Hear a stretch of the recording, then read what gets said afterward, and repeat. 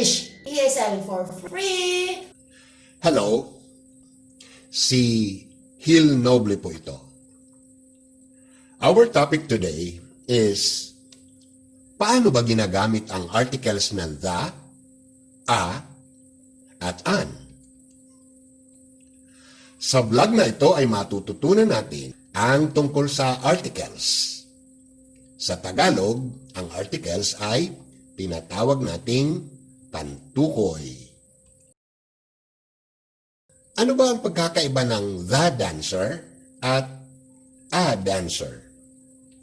Of course, it is logical to think na ang pinag-uusapan sa the dancer ay isang tukoy at espesipikong dancer, di ba? Samantalang ang a dancer could mean just any dancer. Ang the at a ay dalawang uri ng pantukoy. Ang the ay tumutukoy sa isang tiyak at espesipikong bagay. Ang a ay tumutukoy naman sa isang hindi tiyak o ika nga di tiyak na bagay. Sa English, ang pantukoy ay tinatawag na article at yan nga ang topic natin ngayon. Ngayon, dalawa ang uri ng article. Ang una ay tinatawag nating definite article at ang pangalawa ay tinatawag naman nating indefinite article. Ang definite article ay tumutukoy sa mga tiyak na bagay. Halimbawa, the house. Not just any house, but a specific house. The country, meaning not just any country, but a specific country. The fruit, not just any fruit, but a specific fruit. Ang indefinite article ay tumutukoy naman sa mga hindi tiyak o ika nga di tiyak na bagay. Halimbawa, a house, kahit anong bahay, kahit aling bahay, any house. A country, any country, kahit aling country, kahit aling bansa. A fruit, any fruit. Alright? Now let's discuss these two in more detail. Let's begin with the definite article.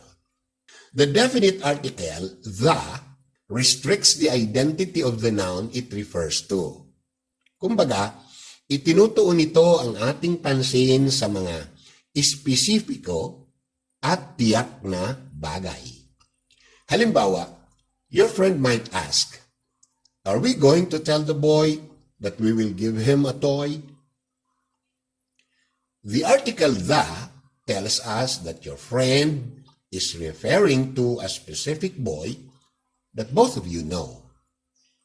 Ang kanyang tinutukoy ay hindi kung sino lang na bata, kundi isang bata na dati na ninyong pinag-uusapan.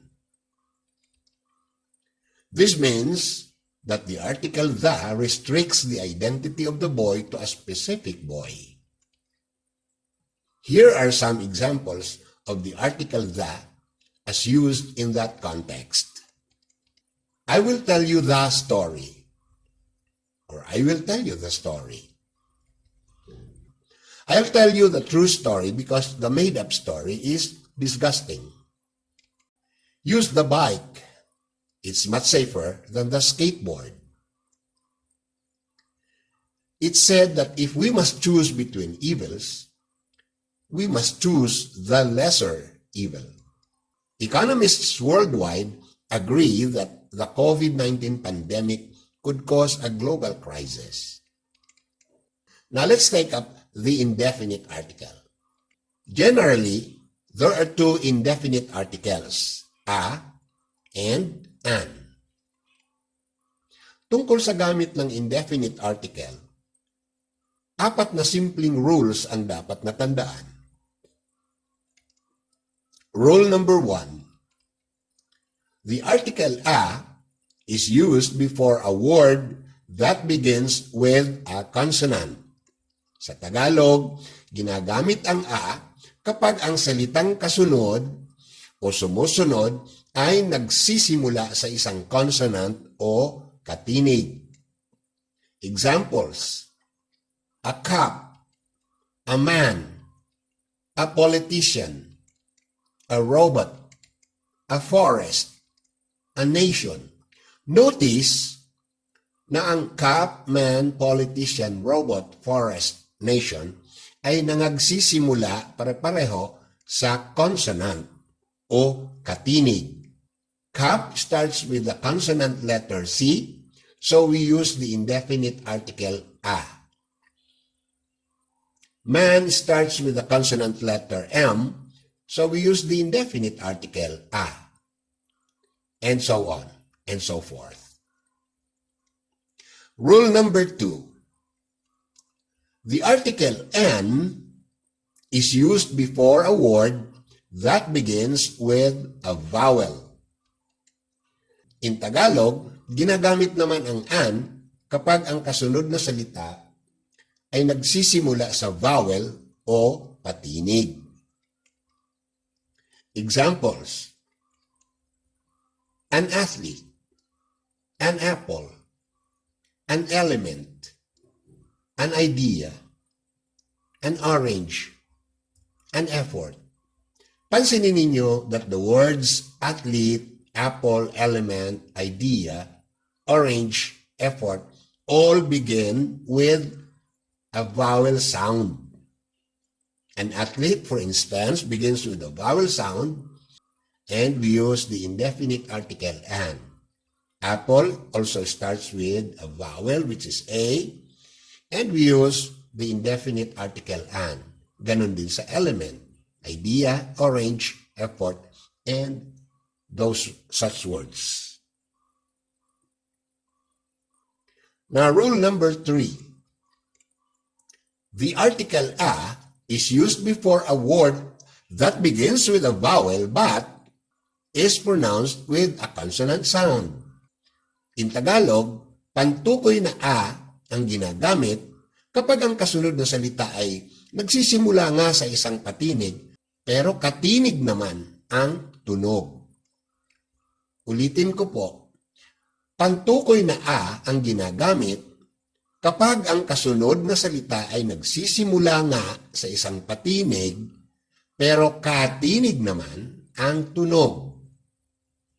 Halimbawa, a unit. In this example, the letter U is a vowel. Patinig yan. Pero ang pronunciation niya is tulad ng isang consonant. U has the sound of a Y, as in yellow, yakuza, yes. Here are more examples. A unicorn, a URL, a united front, a US citizen, a UK-based business. Okay, let's go to rule number 4. The article an is used before a word that begins with a consonant that is unpronounced. In Tagalog, pantukoy na an ang ginagamit kapag ang kasunod na salita ay nagsisimula nga sa isang katinig pero wala namang tunog. Halimbawa, an honorable man, an honest mistake, an herb, pronounced as herb. Pag sa American English, ang pronunciation ng word na ito ay herb. But in British English, it is pronounced with an H, as in herb. So we use a herb. Okay? Mahalagang tandaan na ang indefinite article ay tumutukoy sa noun that refers to a general idea rather than a particular thing. For example, bigla-bigla sabi ng friend mo, I have an idea. Siyempre, you do not yet know what particular or specific idea your friend has in mind. Or, ang isang magician sasampa sa stage pagkatapos mag-a-announce, I have a surprise for you in my box here. Natural, hindi natin alam kung anong sorpresa yon.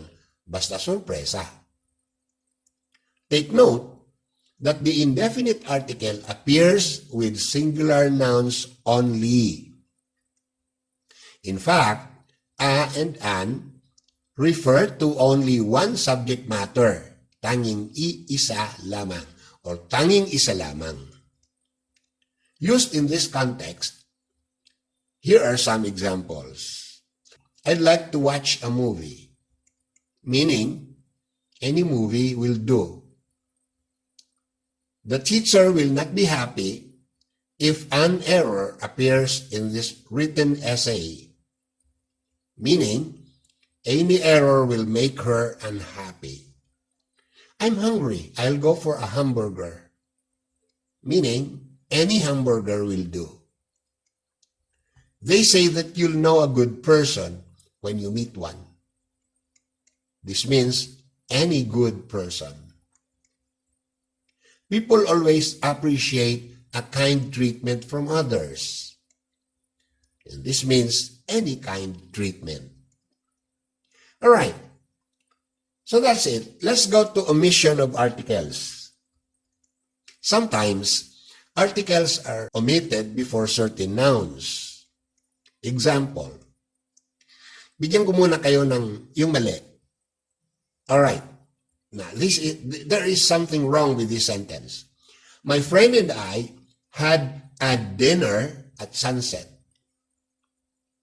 Normally, hindi na natin ginagamit ang a. Siyempre, minsan lang kumain kami ng kaibigan ko. Kaya hindi na kailangang sabihin at dinner. The correct sentence is, or the correct sentence should be, my friend and I had dinner at sunset. Please understand that the article here has been omitted. Another example, may mali ulit dito.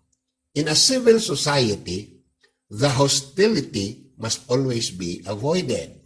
Ang mali dito ay yung the na article. Hindi na kailangang gamitin ang the. In this example, the article the is implied, pero it is conventionally dropped. The correct sentence is, in a civil society, hostility must always be avoided. Often, the article is omitted before nouns that refer to abstract ideas. Examples of abstract ideas are happiness, righteousness, heaven, creativity, etc. All right, let's examine these examples. Something is wrong with this sentence. I could see that you are filled with the happiness. Mali na po yung paggamit niya ng the. The correct sentence should be, I could see that you are filled with happiness. We do away with the article. Another example. It is wrong to say, is the righteousness your passport to the heaven? Dalawa po ang mali dito. Una, the righteousness. At ang pangalawa, the heaven. The correct sentence should be, is righteousness your passport to heaven? Take note that righteousness and heaven are both abstract ideas. Di na po natin ginagamitan ng article.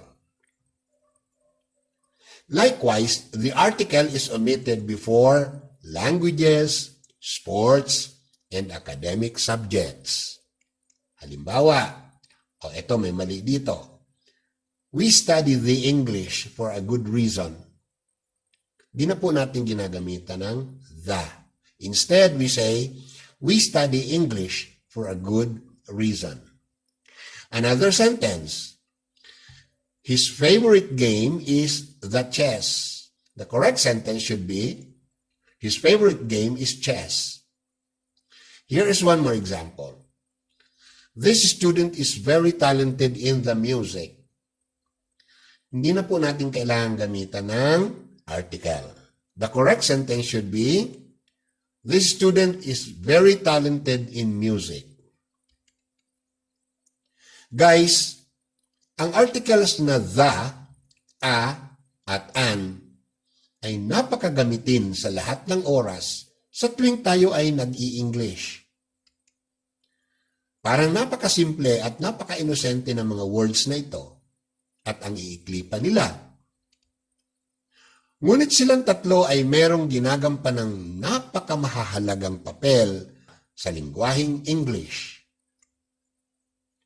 Kaya naman, sa susunod ay tatalakayin na rin natin kung kailan pinopronounce ang the with a short sound as in the at the with a long the. At marami pang nakakagulat na mga dapat nating malaman tungkol sa word na the. Kung kaya, huwag po lamang kaliligtaang mag-subscribe sa channel kong ito.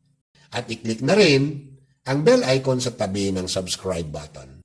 At baka naman pwedeng ipakishare na rin tuloy sa inyong mga kakilala. Kung kayo ay merong natutunan sa vlog na ito, baka naman pwede nyo rin akong bigyan ng thumbs up. Diyan din sa ibaba. Maraming salamat. Bye-bye.